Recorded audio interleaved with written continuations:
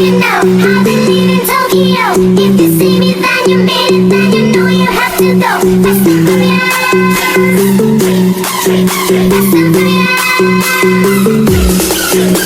wonder if you know I've been in Tokyo. If you see me, then you made it. Then you know you have to go. West Korea.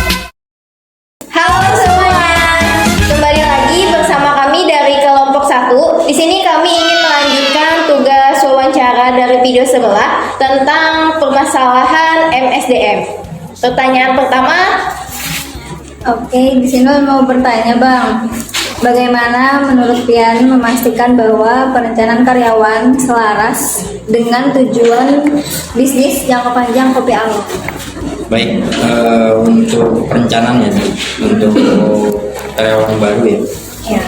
Untuk karyawan baru itu kita sesuai kebutuhan untuk rekrutmen. Paling kalau di sini karena tidak ada yang dominasi, misalkan contoh megang 2 kasir sama barista enggak, itu ada porsinya masing-masing. Ada yang chicken, bar, kasir sama waiters, berarti ada 4 teman. Nah itu diisi ada yang 3 ataupun 2 orang, jadi shiftnya ada. Jadi tergantung kebutuhan, ramai tidaknya. Paling di awal itu ya memerlukan 8 orang aja. Nah, lanjut ke pertanyaan kedua. Apa ada tantangan atau permasalahan pada saat rekrutmen karyawan baru? Nah, untuk tantangan itu sendiri, kalau kita berbicara tantangan pasti ada. Apalagi generasi Z. Kalau generasi milenial itu kemungkinan masih bisa lah, karena ada pengalaman juga. Kalau untuk generasi Z ini karena belum keluar dari zona nyaman, terkadang dia cuma mau awalnya mau, setelah diberi kesempatan coba-coba aja. Kadang kalau tidak selaras dengan kemauan dia tidak mengikuti apa yang sudah ada di aturan atau SOP yang ada di Kopi Along itu sendiri. Itu tantangannya, karena sering setelah 3 hari masa training dia ada yang berhenti. Ini kebanyakan generasi Z, bukan generasi milenial. Oke, untuk pertanyaan selanjutnya, kalau ini proses rekrutmen karyawan baru itu seperti apa, Bang? Untuk proses rekrutmen karyawan baru itu pasti kita menyebarkan pamflet.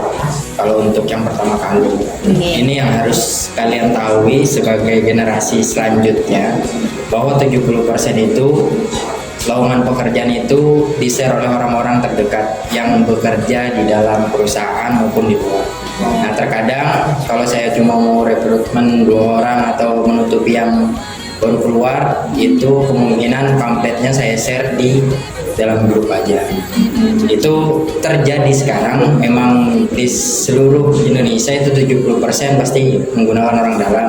Siapa punya kenalan, keluarga, kerabat, pasti itu.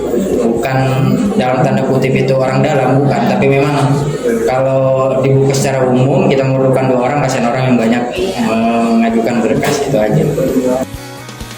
Nah, untuk sanksi apabila melakukan kesalahan atau karyawan yang izin terlambat atau sebagainya itu gimana, Bang? Untuk sanksi itu sendiri, terkadang kita kalau sistem di Along itu sendiri, sanksi itu apabila ada jeda misalkan lebih dari 10 menit itu tanpa ada kabar, itu akan ada pemotongan di bonus. Lalu untuk bonus itu dalam sebulan sekali atau gimana? Kalau untuk di Along itu sendiri itu ada bonus di 1 bulan sekali. Itu pasti ada penilaian dari tim manajernya ke karyawan. Misalkan ada tentang kerajinan ataupun ya tadi ada penilaian itu sendiri juga on time. masuk kerja dan pulang. Kemudian, maaf sebelumnya Bang, mau tanya kalau misalkan gaji per bulan di sini berapa? Kalau boleh tahu. Untuk karyawan itu sendiri, untuk gaji pokok yang paling yang baru ya, kalau yang baru itu 1 juta, itu gaji pokok di luar bonus sama uang lembur. Tapi kalau misalkan setelah 3 bulan itu ada kenaikan, misalkan contoh ada yang setahun atau 2 tahun, itu gaji pokoknya sudah di 1,5. Nah, terus kalau misalnya ada pemutusan kerja atau pemecatan kerja itu ada kesalahan apa aja sih gitu selama bekerja? Ya, ya untuk pemecatan itu sendiri ya mungkin ketidakturunan beberapa hari, misalkan contoh seminggu tidak ada kabar atau punya sakit yang parah, itu sebenarnya diberhentikan bukan dipecat. Kalau selama ini diberhentikan karena ada yang punya penyakit. Kalau untuk pemecatan itu sendiri ya karena tidak mengikuti SOP yang ada, karena kami ada aturan apabila melanggar selama 3 kali dan ada peringatan 2 kali tetap melanggar, berarti dia tidak mau mematuhi SOP yang ada. Dan selanjutnya Bang, gimana sih sistem jam kerja di sini? Baik, untuk jam kerja itu sendiri, yang pertama memang pakai shift-shiftan.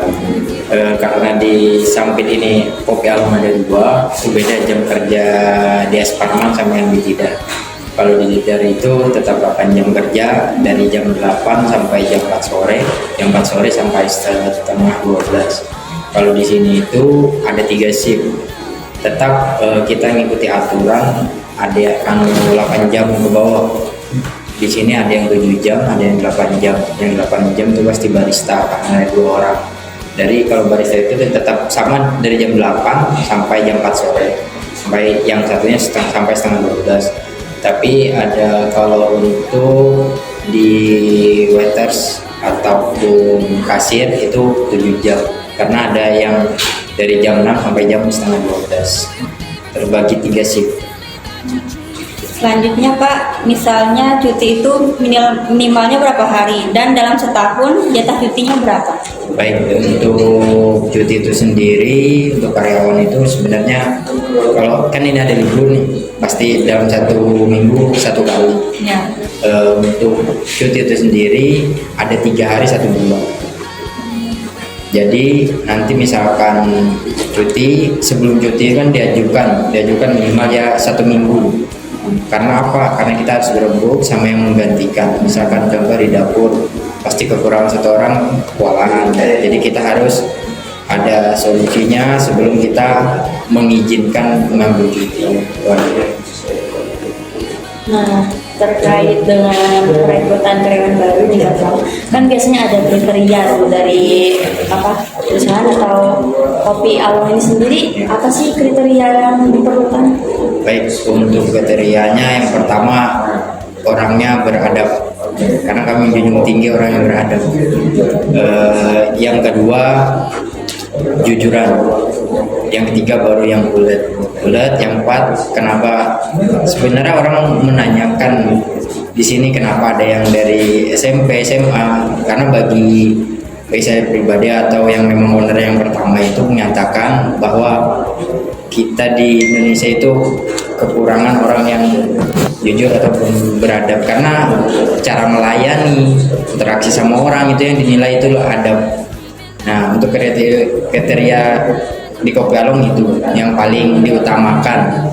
Untuk kriteria lain itu mengikuti aja, misalkan pelayanan kasir kan bisa diajarkan, tapi kalau masalah adab itu kan tidak bisa kita memaksakan orang untuk cuma diberitahu, apabila tidak mengulangi ya pasti kami ada teguran. Ya, karena apa? Kita mengangkat khas Pontianak pasti identik orang Cina.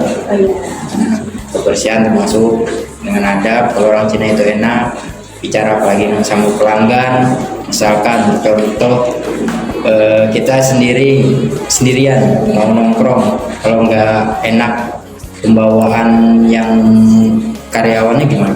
Dia nggak mungkin datang pasti nunggu temannya.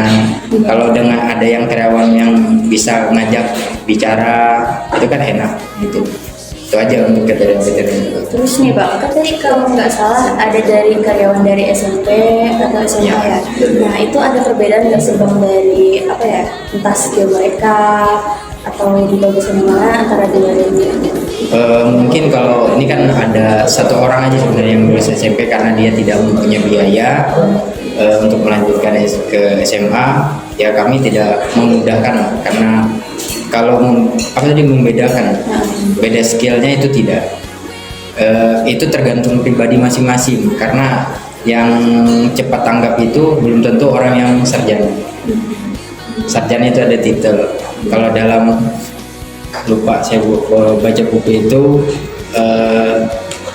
titel itu hanya kita untuk mendapatkan gelar, tapi untuk pendidikan itu sendiri 80% di luar kampus sekolah itu yang kita dapatkan karena kehidupan sehari-hari itu adalah pembelajaran yang paling utama.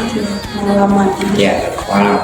Nah, kalau berkaitan dengan pengalaman ya, saya tambah lagi satu kan kita sharing masih, aja. ya sharing.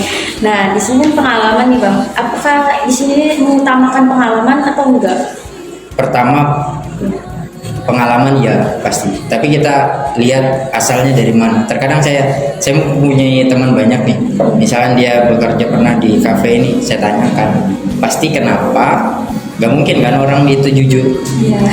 Kenapa kamu berhenti, apa alasannya. Nah itu terkadang kita harus, ya namanya pengalaman itu penting, tapi kita telusuri dulu.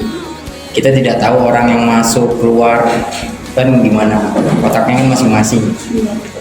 Nah itu, kalau saya telusuri dulu, saya terima, karena itu kan berkas tuh ada CV, pernah pengalaman dari mana, saya ada temen, saya tanyakan orangnya gimana. Kalau kami kan sistem kontrak nih, ada sistem kontraknya di alumni. Nah itu misalkan dia udah selesai kontraknya mau lanjut di tempat lain, nah itu kan enak menyampaikan ke orang lain, berarti image-nya enak. Ada terkadang keluar dari pekerjaan itu membawa image yang tidak baik, tapi itu hal pribadi masing-masing. Kalau dia mau berubah, saya tes dulu. Kalau sistem Cina itu dites misalnya kejujuran, nih mau aja lah cara mengatasi karyawan. Terkadang siapa tahu dari kalian kan punya usaha nanti, kalau mau ngetes orang itu di duit ribuan atau lebih kan uang, dia bisa nggak jujur. Itu terkadang ada saya tes kejujuran, saya taruh uang, saya dihitung tapi ada tas halus gitu, bang saya hitung orang tuh jujur. Sulit orang mencari orang jujur. Iya betul. Terima kasih telah menonton video wawancara kami pada kali ini, dan terima kasih juga kepada dosen pengampu kami dan Abang Sanari sebagai manajer dari Kopi Along sendiri. Kami ucapkan terima kasih. Dadah.